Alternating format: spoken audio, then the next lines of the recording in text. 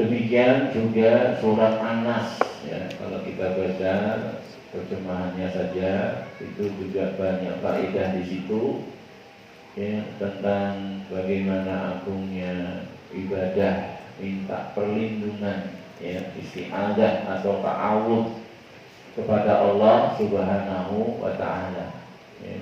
Kalau dalam surat An-Nas ya, qul a'udzu birabbin nas ya, aku berlindung diri kepada Rabbnya manusia. Ingat, Rububiyah itu kembalinya kepada yang menciptakan ya, yang memiliki, yang menguasai, yang mengatur, terus terusnya dari makna-makna rububiyah ya. Rabbnya manusia, Malikin nas ya, rajanya manusia, penguasa manusia ya. Bin ilahin nas, ilah ya, ilah yang hak ya, itu hanya Allah Subhanahu wa ta'ala ya. Berlindung diri kepada Rabbnya manusia ya, kepada rajanya, penguasanya manusia, kepada yang hak untuk diibadahi, ilahin nas Dari apa? Min syarril waswasil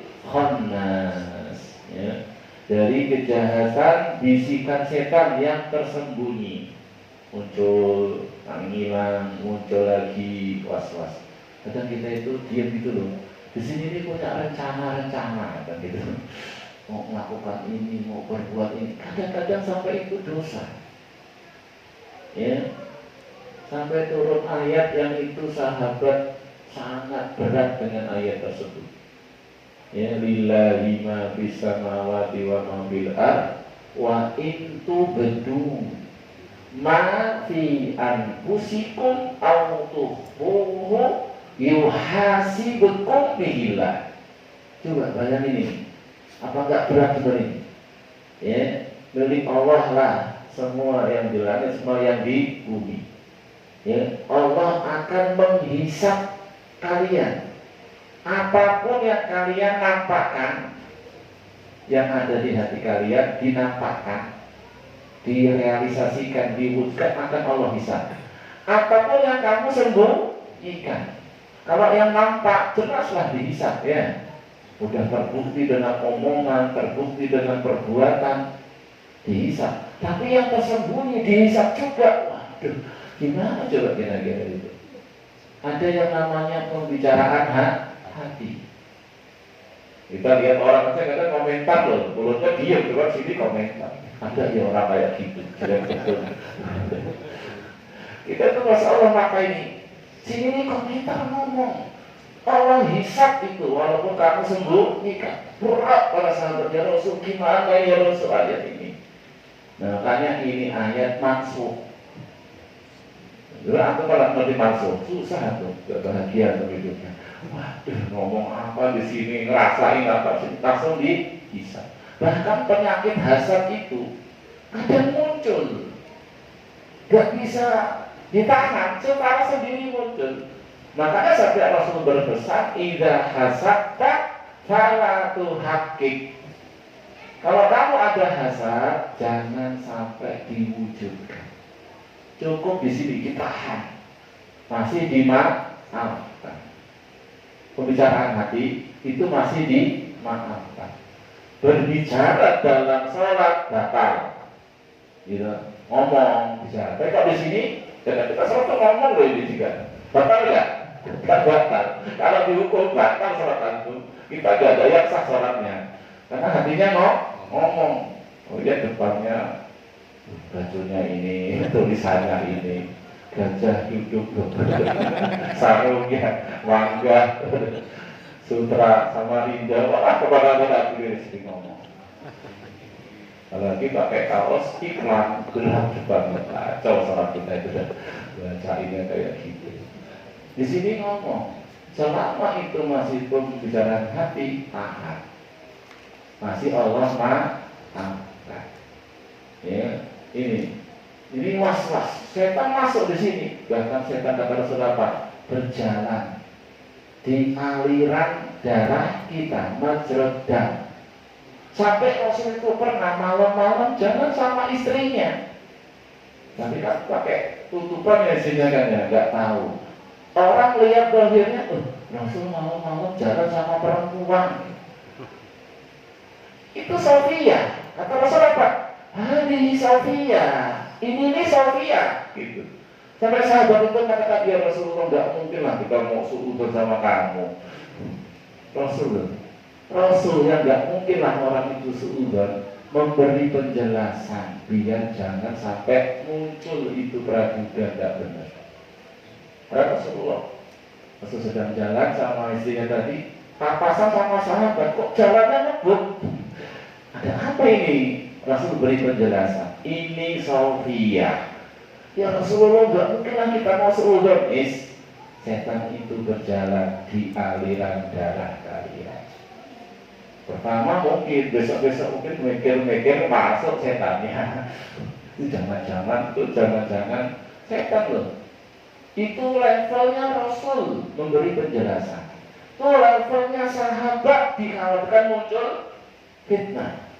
Gara-gara lihat Rasul jalan doa sama perempuan, padahal istrinya. Tapi Rasul jelaskan, ini Sofia. Makanya ikhwah, jangan antum menjatuhkan diri antum itu di tempat yang menjadikan antum tertuduh. Beri penjelasan, jangan diam aja. Kita wajib menjaga kesucian diri kita, kebersihan diri kita. Antum pegang uang, foto beli motor, uangnya siapa ini pakai beli motor? Bilang, ini saya baru dapat warisan gitu loh. Biar orang nggak seutuh, atau bendahara duitnya banyak, kok beli motor. Jelaskan. Selevel Rasul menjelaskan. Beri laporan.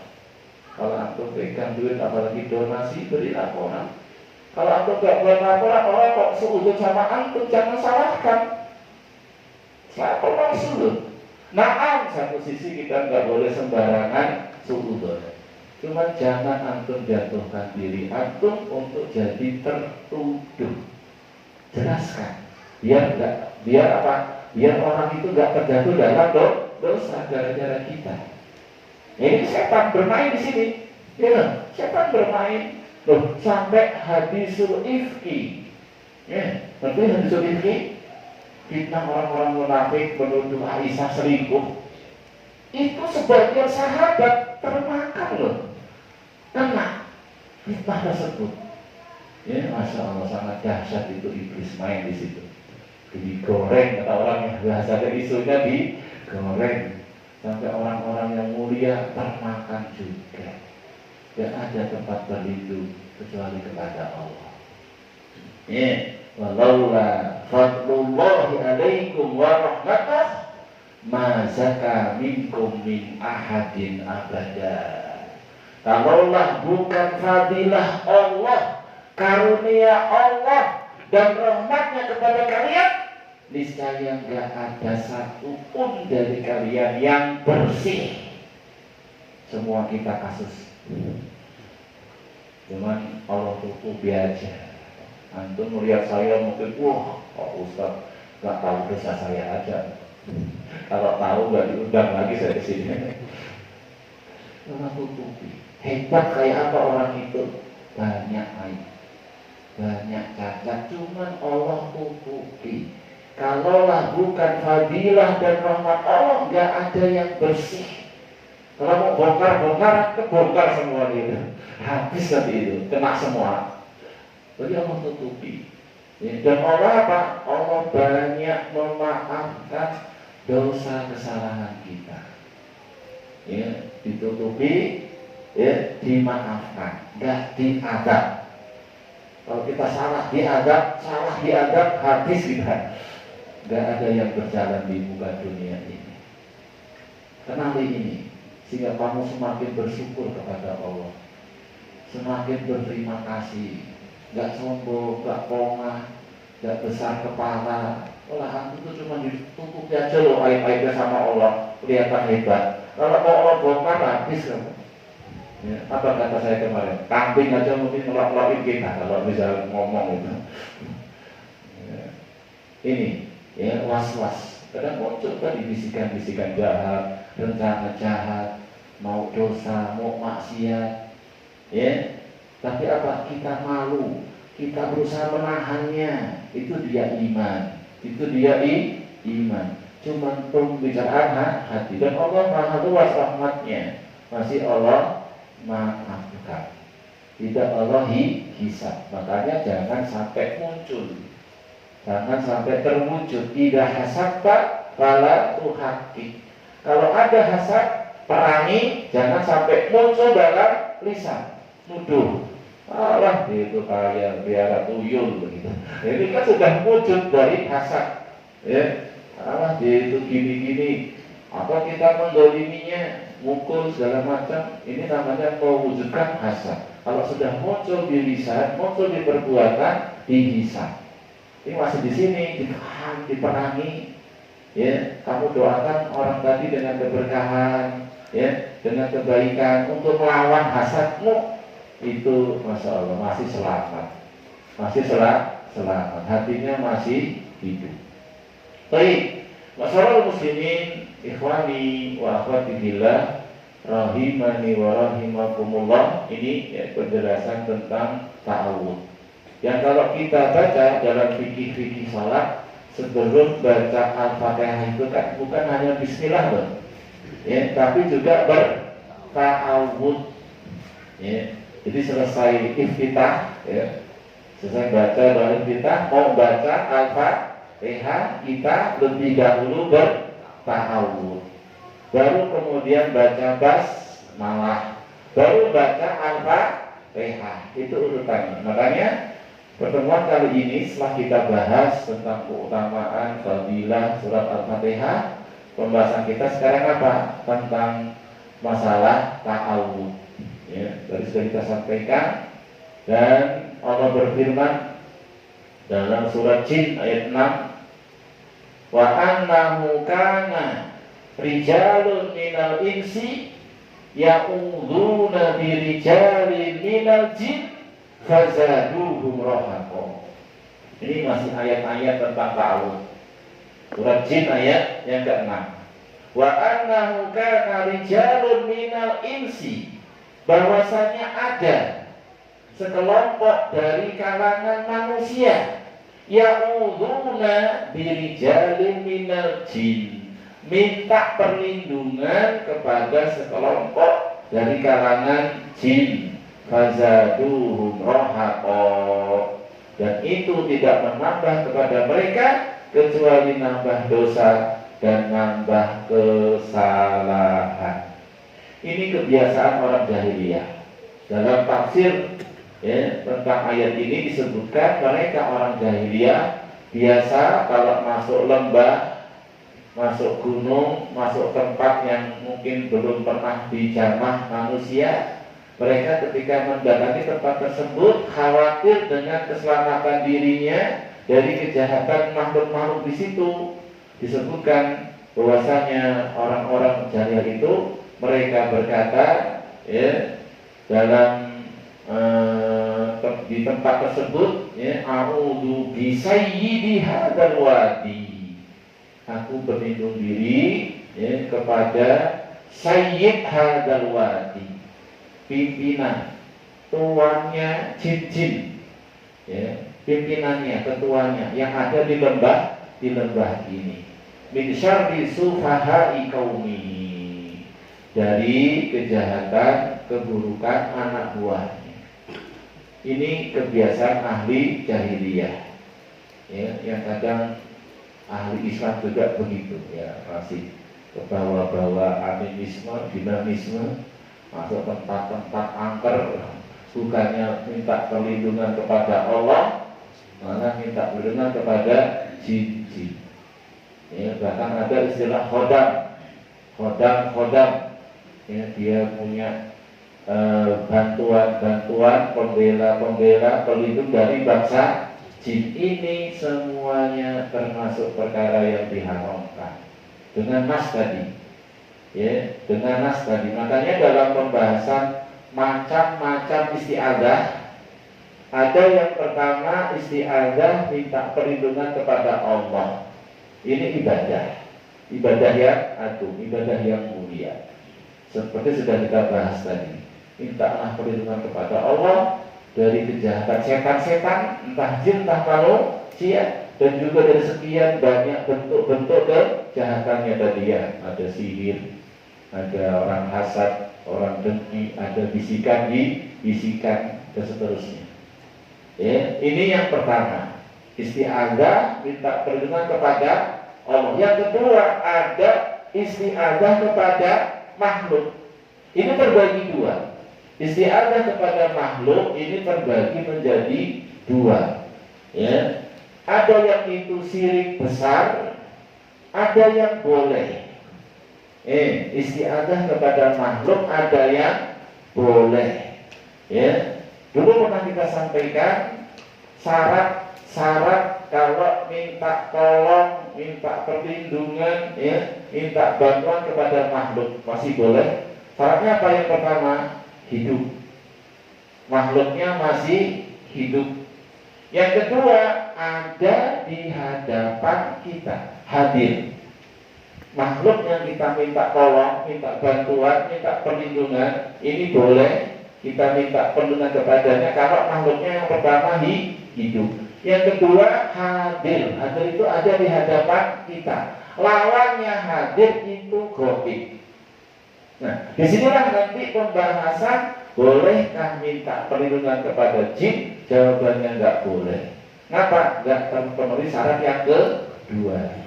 Jin termasuk gaib. Itu ada bagi ayatnya bahkan ya. Kisah orang-orang jahiliyah minta perlindungan kepada jin. Dan kalau itu boleh atau bahkan disyariatkan, mestinya makruf. Maksudnya itu banyak riwayat, itu sahabat, bahkan Rasulullah mungkin. Sekarang coba, mungkin nggak Rasul minta bantuan sama jin? Mungkin nggak? Maksudnya saat kemungkinan loh. Ada nggak hajat minta bantuan sama jin? Ada banyak. Mungkin ketika perang Badar, mungkin ketika perang Uhud, mungkin ketika kalungnya Aisyah hilang, gitu. Mungkin nggak minta bantuan sama jin? Mungkin, gitu. Tapi Rasul tidak lakukan. Ada hajat untuk melakukannya, bisa, nggak ada penghalang, tapi Rasul tidak melakukannya. Ini yang namanya sunnah tarkiyah. Sunnah itu bukan cuma berbuat, yang Rasul berbuat, tapi ada istilah sunnah tarkiyah, meninggalkan yang Rasul tinggalkan. Sunnah juga seperti ini, minta bantuan kepada jin. Ada nggak kemungkinan hajat juga bersama jin? Ada. Ya, ketika perang, ketika barang hilang dan seterusnya. Ya, bisa nggak Rasul lakukan? Bisa. Ada hajat Rasul bisa melakukannya, tapi nggak Rasul kerjakan, Rasul tinggalkan. Kita pun hendaknya meninggalkannya.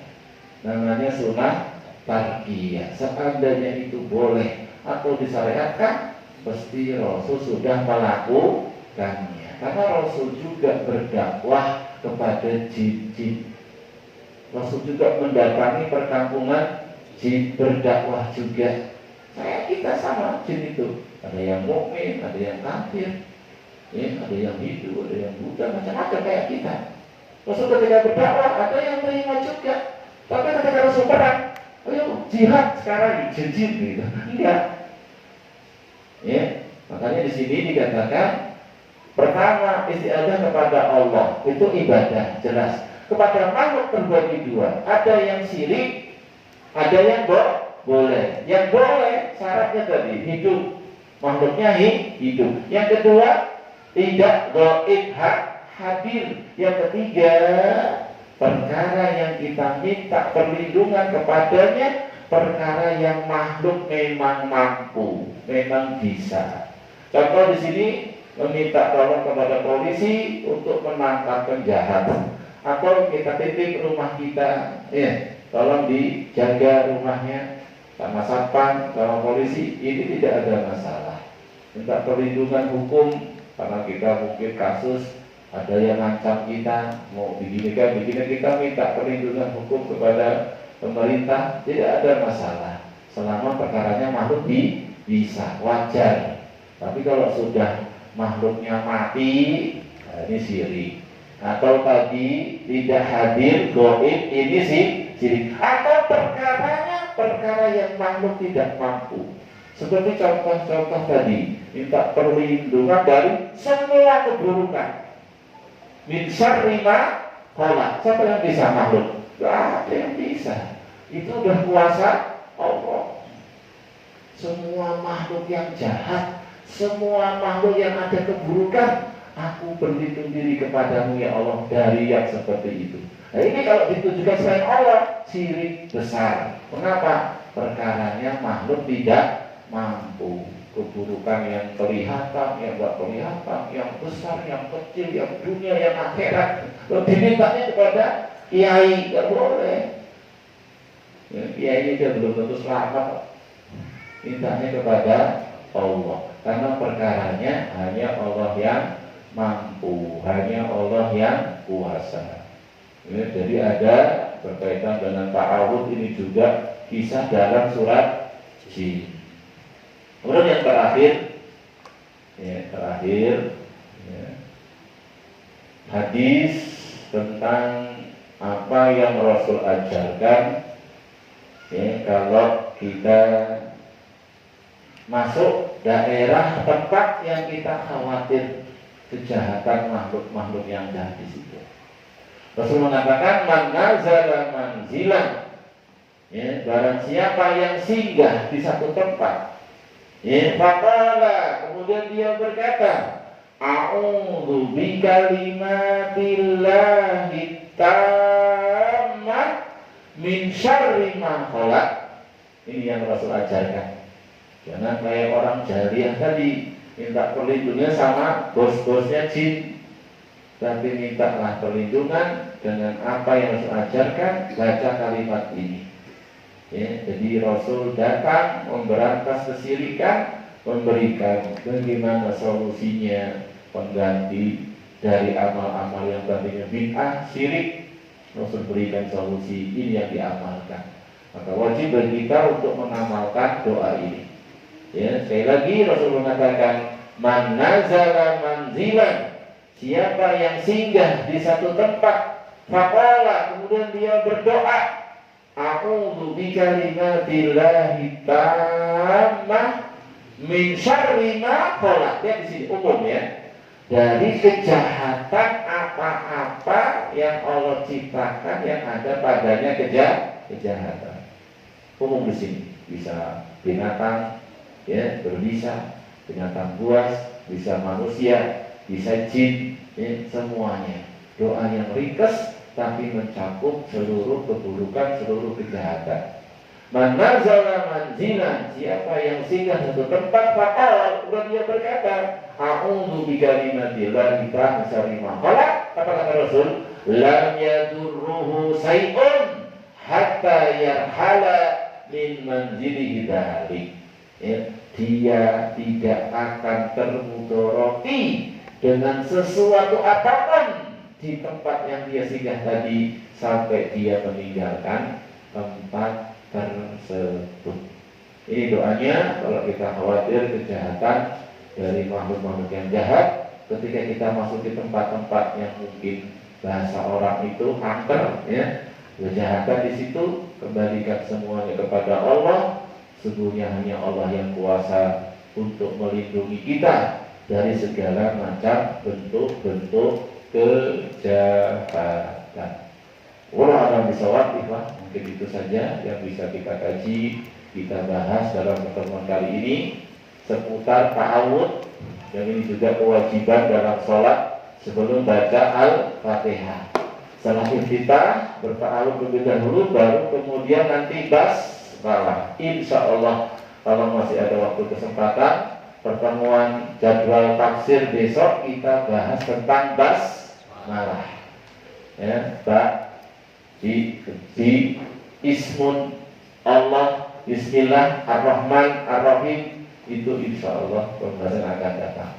Semoga Allah Subhanahu wa Ta'ala terus memberikan taufiknya, hidayahnya, bantuan dan pertolongannya untuk kita terus bersemangat mempelajari agamanya, mengamalkannya, mendakwahkannya. Demikian terus keadaan kita sampai kematian menjemput kita seluruhnya dalam keadaan husnul khotimah. Subhanakallahumma wa bihamdika asyhadu an la ilaha illa anta astaghfiruka wa atubu ilaik. Wa akhiru da'wana anil hamdulillahi rabbil alamin. Wassalamualaikum warahmatullahi wabarakatuh.